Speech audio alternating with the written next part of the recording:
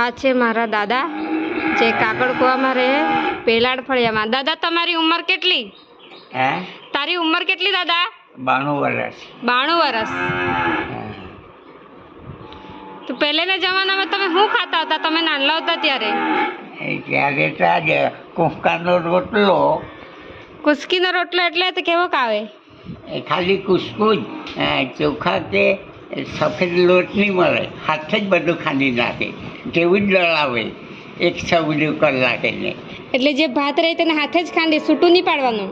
હા આખો દાણો? હા, ચૂરી કાઢવાનું એટલે મિલમાં લઈ જવાનું. દળી ઘરે જ દળતા હતા. હેમાં દળે ઘરે?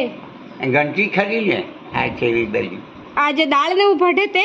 હે દાળ ને હું ભઢે તે કે?